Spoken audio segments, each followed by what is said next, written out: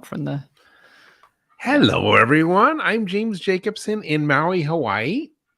And I'm Claire Mansell in London, England. And this is our weekly What's Happening on Dog Podcast Network that Claire and I do so that you can find out about the great shows that we are releasing every week on Dog Podcast Network, because there's a lot of good stuff that kind of slips in that we don't know about. And we decided that we're going to continue telling you a little bit about some funny well, not always funny, as you'll find out, hound headlines where dogs are in the news, and things that you might want to share with other people the next time you run into someone at the dog park and are wondering about what to talk about. Now, I was going to say, I think just in case anyone didn't join us last week, we should just give a very quick mention to Dog Edition. The episode dropped last week, but if you missed us talking about it, the episode title is Weird Dog Anatomy, and it's about all those parts of the dog that are unique to dogs and what purpose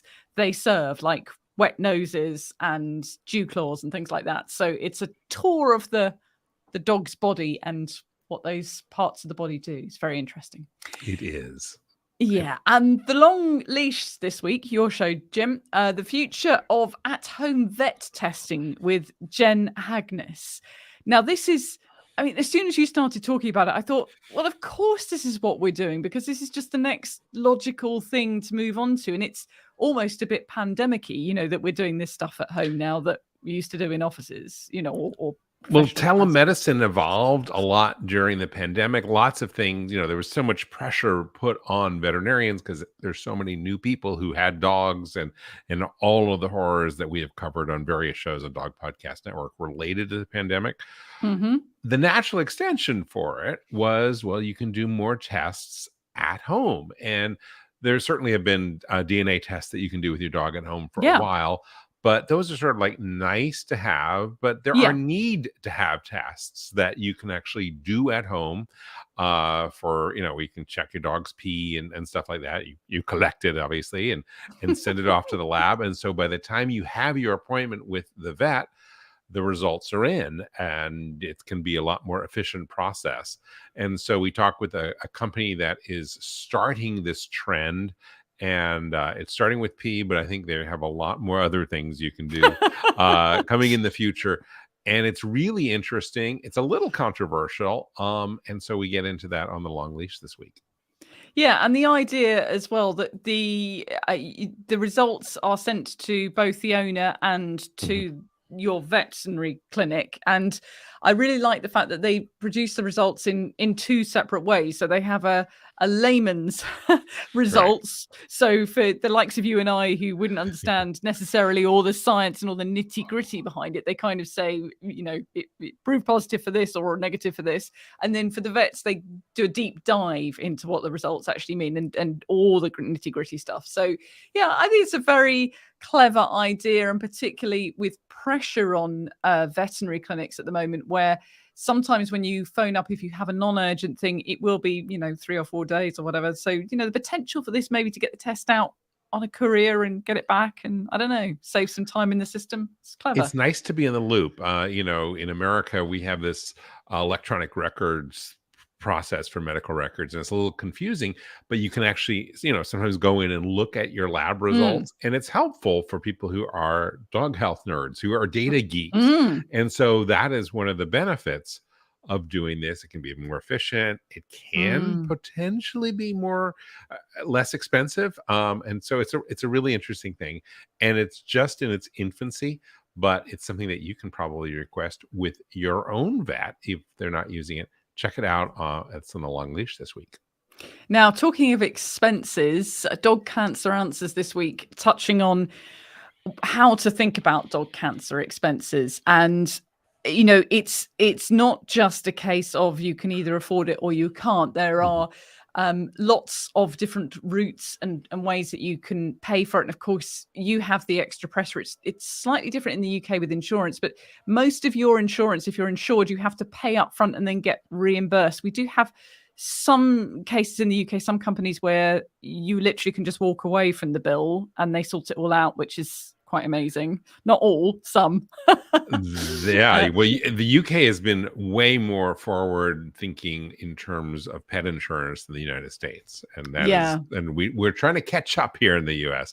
But you have a much better thing. But Lauren, who is the veterinarian on this week's episode of Dog Cancer Answers, works with us on another project, a sister project that I work on, which we can't really talk about yet. It's going to be unveiled very soon, but she has a special needs child, so she understands expenses in human medicine and veterinary medicine. And the genesis of this conversation happened many months ago when Lauren and I were chatting, and I was telling her the story of one of our listeners who had just spent tens of thousands of dollars on their dog's cancer. And she felt, well, gee, that's nice, but not everyone can do that. And she worked in a community where people didn't have that kind of money. And so that was the genesis of this conversation. It's a really interesting chat on Dog Cancer Answers. It's such a tricky subject, isn't it? Because we have so many options open to us now, and there is a feeling that we owe our animals everything. But of course we don't owe them everything. Of course we can't, spend every last penny on them. And, it's very difficult. And I'm thinking at the moment about my near neighbors who have just gone through some real health struggles with their dog. And unfortunately, I don't know if the dog is still with us, but they've spent an awful lot of money because it's so difficult. Particularly if you have a young dog and you think that whatever you have is going to be the magic cure. But as she says, you can't control and you can't fix everything. You have to give yourself a break as well. This. If you're watching this live and you have a comment, feel free to post the comment wherever you're watching us, and we'll share it with our audience, because it can get really expensive when you make those decisions and are forced with that. And then you're like, I spent all this money on a dog and it only gave me this much, or it was painful, and there's guilt and emotion. But there are things you can do. There really are things you can do. And it's worth listening to Dog Cancer Answers. If you've ever wondered, is there a way to do it with less money, or to have that conversation with the veterinarian? Because that's another thing that you can do, because veterinarians often get into this usually get into this not for the money. And so sometimes you can negotiate and talk and have a discussion. And there's some tips on the show.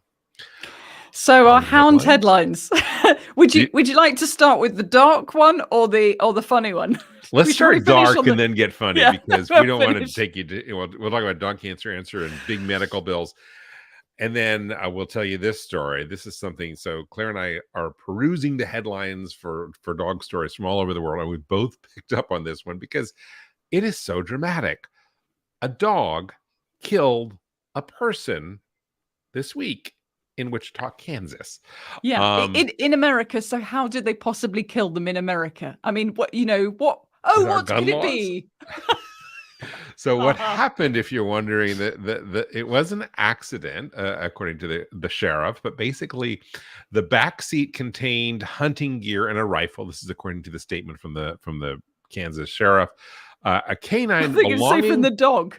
The statement from the dog. The dog feels really bad. A canine belonging to the owner of the pickup stepped on the rifle, causing the weapon to discharge. The fired round struck the passenger, who died of his injuries on the scene. So really the headline is, dog shoots Kansas shoots man when on a hunting trip. Now, Jim, have you ever heard of the phenomenon of nominative determinism? This is one of my phenomenon favorite things. of nominative determinism. This sounds like one of those in broadcasting. We do these, little tongue twisters to make sure that we can. Yes. No, what is that phenomenon? So nominative determinism is the belief that what you are named can lead to your future, life, not just career, but how your life turns out. Okay.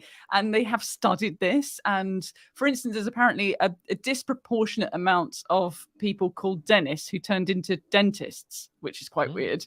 But there's also more like obvious nominative determinism cases. And this is one of them, because what was the dog called?